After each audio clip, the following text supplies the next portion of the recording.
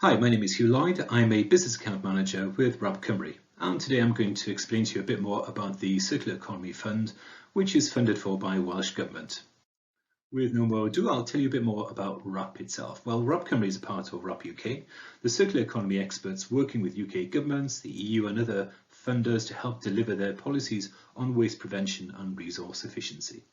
So it's about reinventing, rethinking and redefining what we consume every day. The Circular Economy Fund itself is there to accelerate the Welsh objective of being a more circular economy, is there to increase demand for recycled materials such as paper, card, textiles and plastics, and also is there to make sure that items can be refurbished and reused and are useful for longer. Now, the small scale grant goes from £25,000 up to €200,000. It is subject to the UK's international obligations on subsidy control, which was derived from the de minimis funding rules, and it goes up to 60%. Now, the large scale goes from €200,000 up to €750,000. Now, this is still the same in terms of being guided by the UK's international obligations on subsidy control, and goes from 35% up to 70% match funding, depending on the size of your business and where you're located. Now, anyone who comes in through the door, these are the 5 questions I would ask. Is your project based in Wales?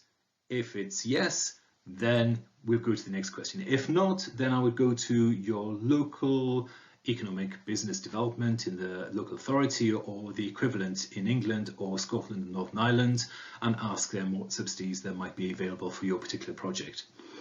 If the answer is yes though, and you're a manufacturer or remanufacturer and you do prepare or refurbish products for reuse, then this is definitely something that you should consider further. The point of this is that you do actually make things and not just reprocess materials to be made into other things. So the final things are things that I would expect on a shelf and people recognize as having an immediate value or benefit or seen as a product. The other questions I would ask is your input recycled materials from post-consumer waste? So that is, has it been reprocessed? Has it been made ready to be used in your manufacturing process? Or is it ready to be refurbished or made as good as new? And then also it can't be your own materials. So these have to be materials sourced external to your own business and not your own waste. And this is all with the idea of it driving a circular economy. So people can see that these items have got value and can be used over and over again. So a couple of examples now of companies that we've helped in the last year. Salpak is a company based in Port Talbot. They make the plastic sheets for furniture and items like that. So these are the questions I would ask. It's based in Wales, yes. It's a manufacturer, absolutely. Key materials is plastic, so that is perfectly all right for this grant application. End of waste, yes, and it's external materials that they use. The second one was a company by the name of Capital Valley Plastics. They're based in Wales. A manufacturer, they make the membranes in building works that go in the foundations to stop damp.